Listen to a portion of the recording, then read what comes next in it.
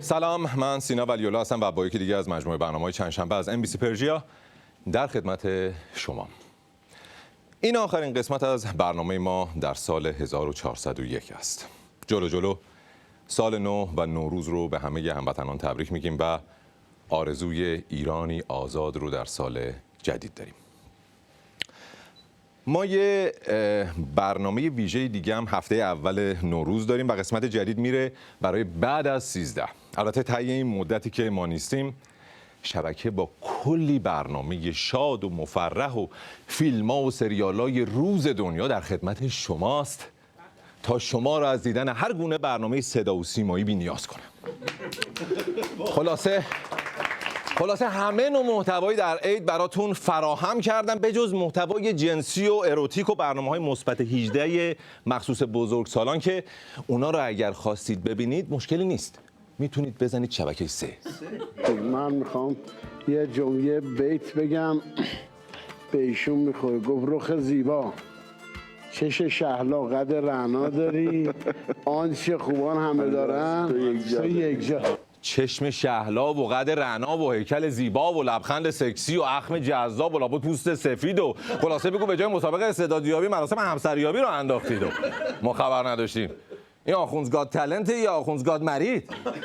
50% از اسباب جذب الحمدلله همین ظواهری که خدا به شما داده، اون 50% هم که آقا رضا گفت چاشنیش کنی 100%.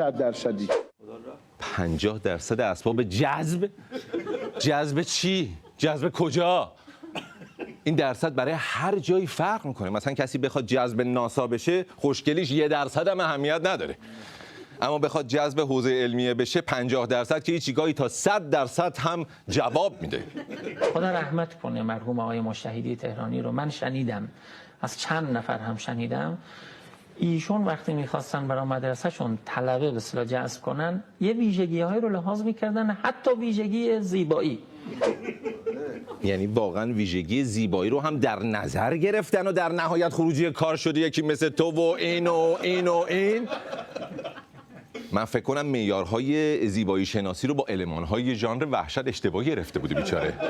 بزرگواری به من گفتن، گفت با پدرم و برادرم رفته بودیم اونجا که برادرم اونجا طلبه بشه.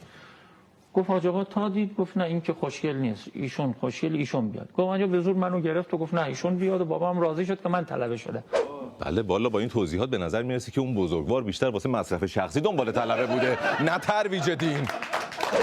یادتون باشه سال 57 طیاره از این مملکت سلبریتی هایی رفتن که موی یه دونه از اونا تو تن اینایی که رفتن نبود و به جاش از اون طرف هم قطار دستمال به دست بیهنر به این مملکت وارد شد، اونقدر زیاد که واسه کشف استعدادشون مجبور شدیم بینشون مسابقه بذارید.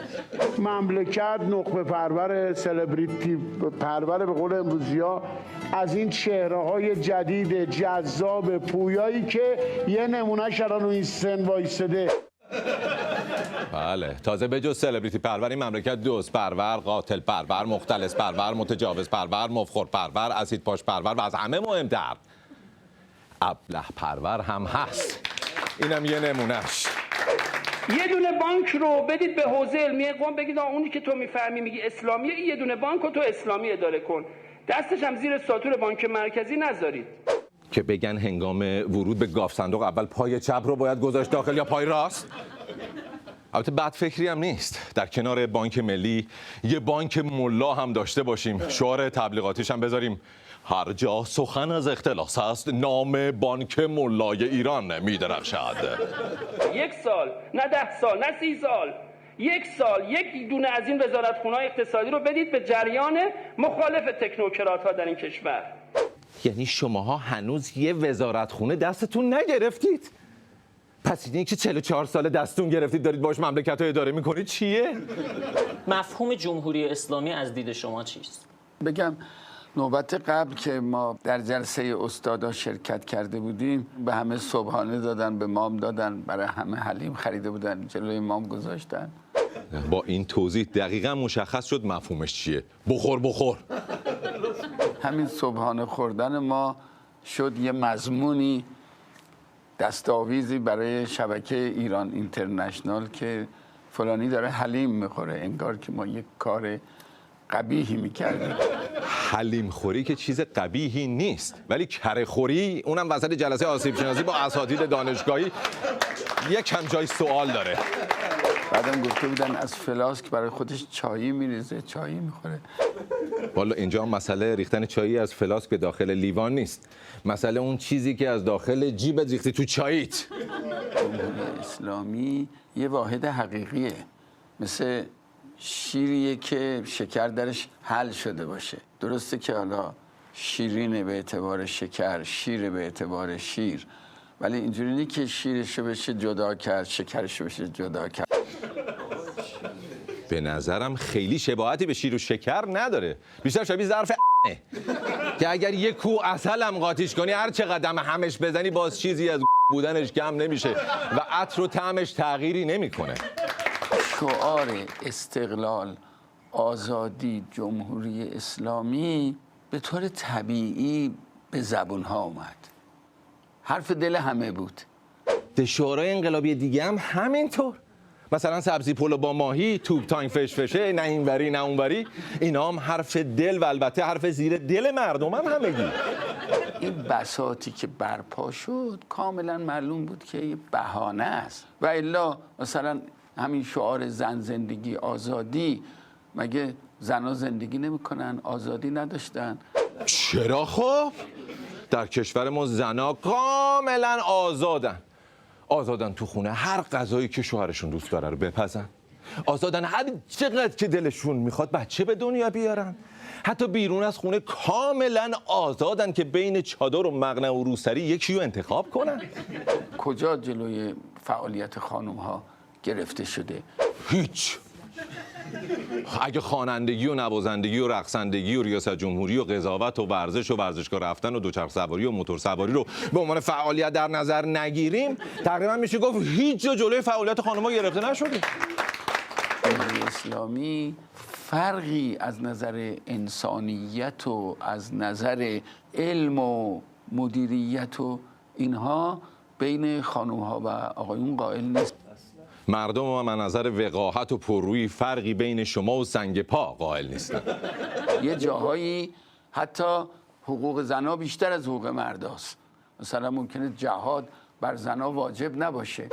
یه سربازی اجباریه که مردا میرن و خانوما نه، که اونم با حجاب اجباری و ازدواج اجباری و زایمان اجباری و اذن شوهر اجباری جبرانش کردین دیگه. منت چیو میذاری مردک؟ یعنی سیاست ثابت آمریکایی هاست که کشورهای دنیا باید نوکر آمریکا باشن. مردم ایران نمیخواستن نوکر آمریکا باشن. نوکری آمریکا رو نکردید چون همه وقتتون رو خوب گذاشتید واسه کلفتی چین و کنیزی روسیه و غلامی لبنان و بردگی سوریه. یه کسی میگه گاو شیرده. کجا روسیه به ما گفته گاو شیرده باشین؟ کجا چین به ما گفته گاو شیرده باشین؟ با کدوم کشور دنیا چینی‌ها رفتار گاو شیرده رو کردن؟ چینی‌ها تو کدوم کشور دنیا کودتا کردن؟ تو با گاو شیرده کودتا میکنی؟ یعنی تو تا حالا فکر میکردی هر کی از پستون گاو شیر میدوشه داره کودتا میکنه؟ خب با این حساب معلومه که روسیه گاو شیرده نمیخواد. اون یه الاغ پهباده میخواست که یه خوبش هم پیدا کرده. استقلال آزادی ملت. الان از آزادی چقدر محقق شده تو 44 سال جمهوری اسلامی؟ یعنی جزو شعارهای ما بوده و این شما بگو کجا ما آزادی نداریم؟ همه جا هست خدایی. تهران، اصفهان، یزد، همدان، یاسوج، کرمان، تک تک شهرهای ایران آزادی داره. حالا هر جا شکلش فرق میکنه. بعضی جاها میدون آزادیه، بعضی جاها فلکه است، بعضی جاها خیابونه. مگه در بقیه کشورها چیکار میکنن؟ وقتی یک کسی یک شعار غیرقانونی میده، به مقدسات توهین میکنه. راست میگه. نمونهش مثلا هند.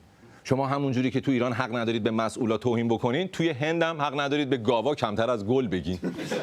شما یک تصویری از جمهوری اسلامی ترسیم میکنید که انگار هیچ آزادی نیست. هر کی یک کلمه انتقاد بکنه، اعتراض بکنه، اینو میگیرن، میزنن، میکشن، ممنوع کنن، محروم میکنن.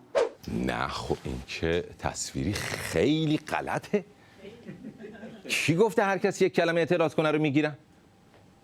لازم نیست اصلا حرفی بزنی تا بگیرنت. همین که تو محلتون کمرتو خلاف عقربه‌های ساعت به چرخونی هم جرمه.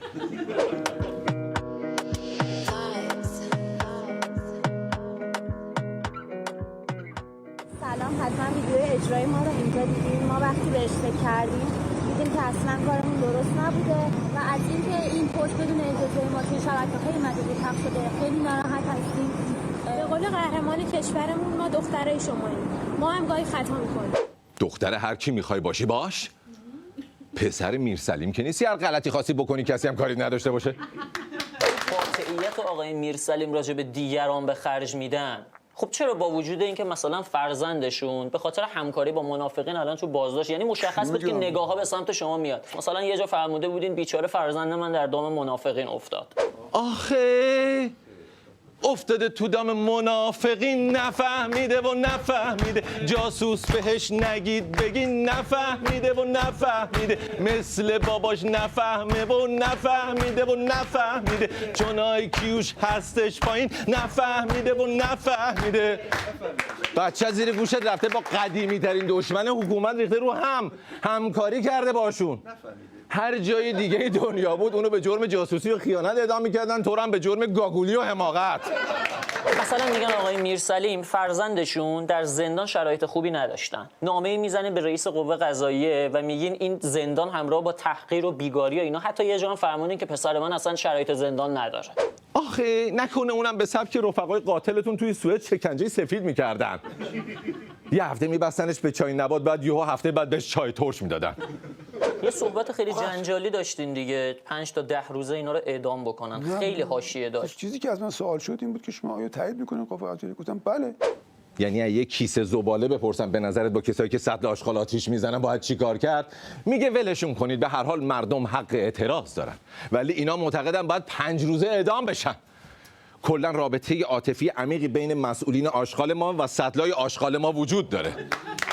جریانی که وجود دارد باید نگاه کرد در داخل کشور. بده یه عده‌ای خوششون نمیاد، ناراحتن، ناراضیان از این قضیه. حق ندارن خوششون نیاد. حق دارن برن تو خونه خودشون، هر کی صفات کاری میخوان میکنن. ولی البته متاسفانه بعضیام خونه ندارن، مجبورن برن تو دفتر خبرگزاریشون کثافت کاری کنن که یهو فیلمش در میاد و هم خودشون جانباز رسانه‌ای میشن، هم یه کاری میکنن ما تا آخر عمر هر چی چیپس و پفک حالمون به هم بخوره دیگه. شما فیلتر اینستاگرامو تایید میکنین؟ 100% من تایید میکنم. اصلا باید قطع بشه. اینستاگرام فاجعه است. بدترین شبکه‌ای است که تو دنیا داره کار میکنه، با مزمحله. تو الان نماینده مردم ایران در مجلسی یا نماینده رهبر کره شمالی در ایران؟ اصلا تو توی اینستا کیو دنبال میکردی که اینقدر فاجعه و مزمحله؟ به نظرتون نظر مردم هم همینه؟ اکثریت مردم؟ من کاری به نظر مردم ندارم. من الان نمیدونم باید به این بابت بیشوریش فوش بدم یا به خاطر صداقتش تحسینش کنم. ولی آخه سایت ها که بحثه، واتساپ که فیلتره، ماهواره که پارازیت، اینستا که قطع، ایمیل ها که مختل، موبایل ها که بی آنتن. لامصب نظر مردم برات مهم نیست، حداقل فکر پسرت باش. خب اون بدبخت با کفتر نامرسون جاسوسی کنه واسه اینو؟ یه سیم کارت گردشگری حداقل بگیر براش بتونه یه زنگ به آلبانی بزنه. گردشگرای خارجی باید حداقل خدمات و سرویس ها به اونا داده بشه. آقای وزیر خواستم که برای گردشگرای خارجی امکانی فراهم کنه که اونها بتونن با استفاده از سیم کارت های ویژه علی بتونن نیازشون رو مرترف کنن. یعنی واقعا درسته که گردشگر خارجی بیاد ایران نیازهای اینترنتیشو با سیم کارت ویژه ارضا کنه، بعد هموطن داخلی واسه رفع نیازش به صابون فیلتر شکن رو بیاره؟ نمیشه که گردشگر خارجی بیاد اینجا ارتباطش با دنیا قطع بشه. نمیتونیم بهش بگیم بیا از بله و ایتا استفاده کن. البته از بلویتا که استفاده کنن اگرچه ارتباطشون با دنیا قطع شده، ولی به جاش با ارسال هر پیام در یک لحظه همزمان با وزارت اطلاعات و اطلاعات سپاه و حراست وزارت ارتباطات و پلیس امنیت و پلیس فضا ارتباط برقرار میکنن. یه دفعه 2 نفر از اینا رو میگیرن به عنوان جاسوس، نگران اینم هستن که دستگیر بشن و اینا نمیتونن به خانواده‌شون هم حتی خبر بدن. خب با چه در واقع انگیزه‌ای باید بیاد؟ یعنی الان گردشگرای خارجی تنها مشکلشون واسه ایران اومدن اینه که اگه گرفتنشون بتونن به خانواده‌شون اطلاع بدن؟ با اصل دستگیر شدن به عنوان جاسوس مشکلی ندارن؟ همچین کسی اگه پاشد اومد ایران باید بگیرن بندازنش تیمارستان به جای زندان. ما روی گردشگری ارزان قیمت برنامه ریزی کردیم. گردشگری ارزان چیه مرد حسابی؟ سالها قبل اینکه تو اصلا وزیر بشی تو تلویزیون به مردم گردشگری بدون گردش هم یاد دادن. گردشگری نه به معنی اینه که ما بریم خارج از کشور و ارز برداریم، دلار برداریم خرج کنیم. نه، گردشگری از خونه ما شروع میشه، از خودمون شروع میشه. مثلا توی خونمون همیشه یه جای خاصی غذا میخوردیم، حالا موقعیتمون رو تغییر بدیم، یه جای دیگه غذا دکوراسیون منزل رو عوض کنیم. دکوراسیون رو عوض کنیم. یعنی فردا صبح اگه من برم روی توالت فرنگی بشینم صبحونم و اونجا بخورم، بعدش برم رو میز ناهارخوری باشم، واسه خودم یه پا توریست محسوب میشم دیگه. مثلا یه چیزی رنگش تا حالا زرد بوده، حالا قرمز بشه، همین میشه گردشگری. تا حالا سطل آشغال مشکی بوده، حالا یه سطل آشغال قرمز خوشگل بیان بذارن. جدی؟ هر تغییر رنگ گردشگریه؟ پس یعنی منی که دارم رنگ تو و امثال تو رو وسط برنامه از سفید به قهوه‌ای تغییر میدم یه عمر دارم گردشگری میکنم و نمیدونستم. تا حالا از یه مسیری میرفتیم سر کارمون، حالا از مسیرهای متعدد، روزهای مختلف از مسیرهای متعدد بریم محل کارمون. این میشه خودش گردشگری. البته این روش رو اگر توی ترافیک تهران خواستید امتحان کنید، قبلش مطمئن بشید که رئیستون هم حتما به گردشگری علاقه‌مند باشه، چون ممکن نرسید سر کار. مثلا همیشه با دست راستم موهامو شونه میکردم، حالا بیام با دست چپم موهامو شونه کنم. همین سبب به تخلیه آدرنالین میشه. یا اگه خواستید سفر جذابتری داشته باشید و آدرنالینتون بالا بره، این سری که رفتید هموم، به جای دست راست با دست چپ لیفت بزنید به پشتتون، یا حالا هر کار غیر تحریک کننده ای که خودتون صلاح میدونید. این است که خانم ها وقتی وارد جامعه میشن یا آقایون، اینها موجب تحریک جنسی نشن. این انقدر دائم التحریک الان با موهای همین مجری هم تحریک میشه. البته این تحریک شدن دائمی موجوداتی مثل شما ربطی به فلسفه نداره ها. این موضوع رو ما باید در چارچوب اورولوژی یا زیست شناسی جانوری بررسی کنیم. شما حتی رفراندوم بکنید درباره حجاب، باز حجاب رأی میاره. شما مطمئن باشید حجاب رأی میاره. بله، خب اگه رفراندوم برگزار کردنتون مثل انتخابات برگزار کردنتون باشه که در نهایت 99% به پوشیدن کارتون یخچال هم رأی آری میدن. اینها خب وقتی که اونجور آزادی میگذارن، کلوب‌های شبانه دارن، کاباره دارن، دیسکو دارن، افراد میرن اونجا ارضا میشن. از لوازم این آزادی همینه. این لوازم آزادی اینه؟ تازه اونا محیط‌های شهوت‌آلود بدتر از کاباره و دیسکو و نایت کلاب هم برای ارضای خودشون دارن. سلف مختلط. فرموده بود این سلف مختلط به جنبه حیوانی آزادی است. والا حیوونا هم توی طویل موقع غذا خوردن فقط به غذا خوردن فکر میکنن. تحریک شدن حتی با شکم گشنه در توان هیچ حیوانی جز خودت نیست. چرا باید مختلط باشه؟ وقتی که مثلا 1000 تا جوان دختر پسر نامحرم بگیم همه با هم چی؟ همه با هم چی؟ خوب خودت هم داری میگی با هم، نه روی هم، نه زیر هم، با هم غذا میخورن. غذا چی؟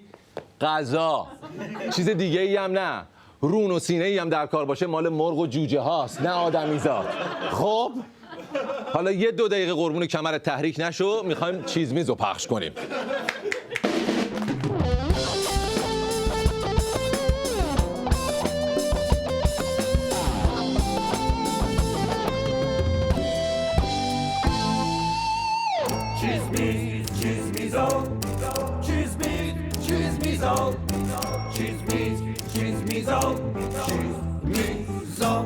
10 تا آغاز سال 1402. بابا امسال چه سالیه؟ امسال سال خونه چی میگم آقاتی کردم؟ سال خرگوشه بابا. 7 سین نمیندازیم؟ سیر، سرکه، سمنو؟ نه مامان، این چیزا نماده شرک‌آمیز رسومات طاغوتیه. حالا ناراحت نشو بابا، برات 7 سین بومی میندازیم. این سین اول سرکوبگر، نماد امنیت و آسایش و آرامش. سیفون، نماد زحمت شبانه روزی مسئولین عزیز. اینم سین جدایی ناپذیر زندگی ما، ساندیس، نماد انرژی و همبستگی. این سبزی پلو ولی بدون ماهی، نماد تقدیر و تشکر از برادران نظامی. به به، سین بعدی سم گازی، ایشالله که سال پرمضمومیتی باشه واسه همه دانش آموزای دخترمون. ساچمه هم بذارم؟ آره بذار، نشانه دموکراسی و آزادیه دیگه. هنوز یه سین کمه، اینم سزارین به عنوان نماد زایمان و فرزند آوری. میشه من یه سین دیگه هم اضافه کنم؟ آخه نماد نون به نرخ روزخوری و پاچه خاری جاش خالیه. خب چی بذاریم؟ سالار.